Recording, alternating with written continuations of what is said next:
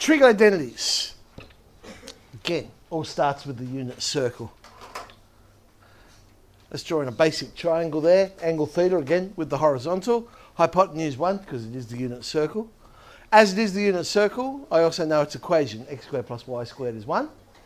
And that helps us create the first of the trig identities, known as the Pythagorean trig identities, because not only is x squared plus y squared equal to 1 the equation of the circle, but it's also Pythagoras' theorem applied to this particular triangle.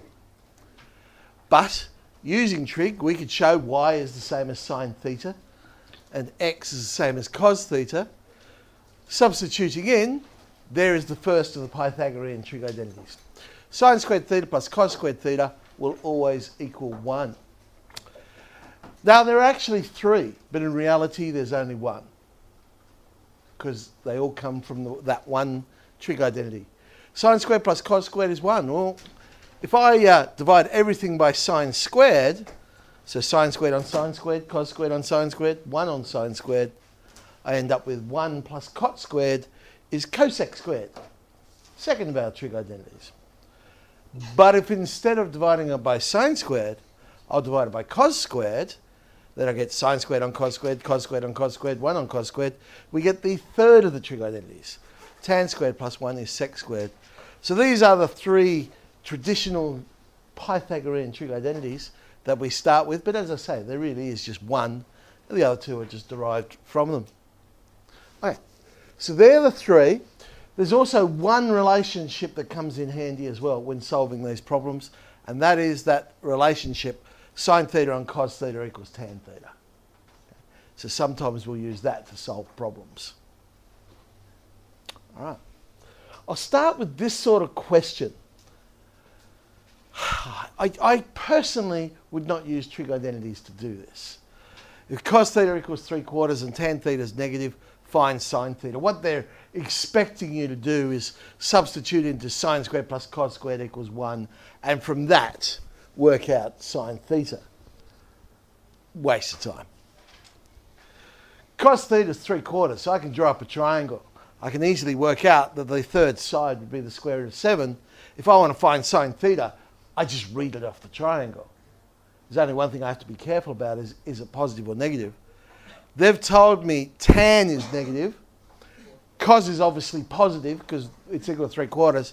Fourth quadrant, therefore sine is. So, in fact, the sine ratio will be negative root 7 on 4, not root 7 on 4. Personally, that's how I do. I think that's quicker than using the trig identities myself. Where we do use trig identities is these sort of problems. I mean, it's a very simple one, I suppose. But 1 minus cos squared, hopefully we'll get to the point, if we're not already there, where we can just look at that and say, oh, that is sine squared. But I suppose theoretically, if we did not know, what I'd do is this. I'd go cos squared. The nice thing about those 3 trig identities, they all involve different ratios. There's no one ratio that's in all of them or just 2 of them. So you look at your problem. My problem involves cos squared. So I say, okay, which trig identity involves cos squared? Oh, sine squared plus cos squared equals 1. So I'll make cos squared the subject, and I get cos squared is 1 minus sine squared, and then I can simplify that and eventually get sine squared. Yes, I know, a long way of getting there. But I suppose if you forget those sorts of things, that's the process you would go through. You go, okay, which trig identity am I going to use? I'll make that piece of trig the subject of the trig identity, substitute in, see what happens. But like I say, hopefully we would just look at 1 minus cos squared and of course realise, oh, well, that's just sine squared. Sec squared minus tan squared. Again, let's pretend I don't know what that is off the top of my head. Sec squared, tan squared. Okay, the trig identity. 1 plus tan squared is sec squared. So I think I'll substitute in for sec squared because it's already the subject of the formula. So I get 1 plus tan squared minus tan squared. Oh, that's just 1. Tan theta, cos theta. So I come across something like that. Hang on a sec. All 3 of my trig identities involve something squared. There's no squares here. That's where the other relationship comes in handy. Oh, well, what I'll do then is I'll change my tans into sine on causes. Tan is sine on cos, causes cancel, and we get sine. So that's the basic approach to any trig identity question. Let's look at something a bit more interesting. We have to prove, okay, it's a proof. Just like a geometric proof, you need to justify what you're doing. Okay? If it is not immediately obvious how you went from one line to the other, then you would write an explanation. It might be you'd write down, oh, well, this is the trig identity I used, if it's not immediately obvious that that's what you did. Okay? Because someone has to read your solution and be able to work out, oh, yes, that's how you went from this line to this line. So I say, if you think it's not immediately obvious, then explain it. Especially in something like this, where they've told you what the answer is. We have to prove this is tan alpha on 2. Now, if they had just said, simplify this and give me the answer, and you wrote down, oh, well, tan alpha on 2, maybe there's an argument there that that should get marks because, well, it's not like we told you the answer. Somehow you must have worked that out. But when it says prove it's tan alpha on 2, if your first line was equals tan alpha on 2, you kind of go, yeah, I know, we told you that. How'd you get there? You know? So this one we definitely need working out.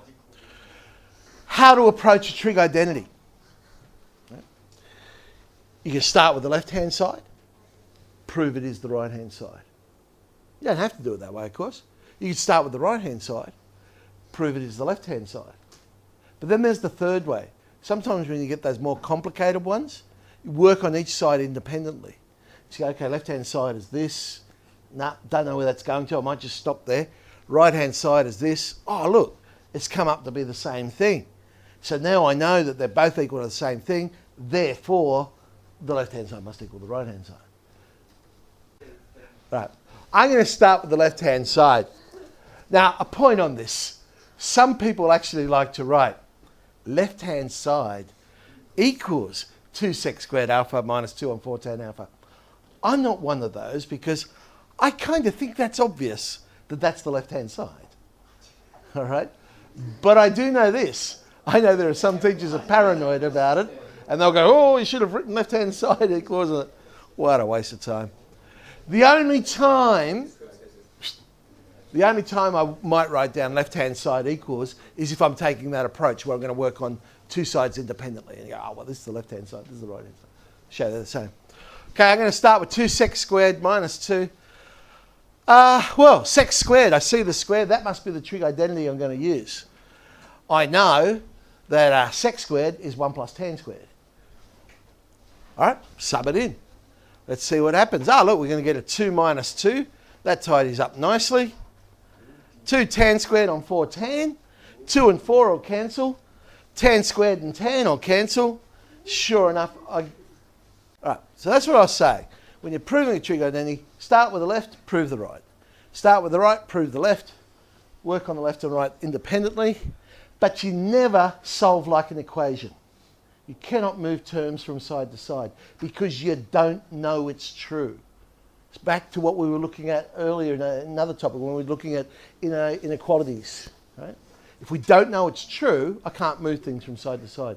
It's only if I know something 100% is a fact that I can move things around. All right, 4e.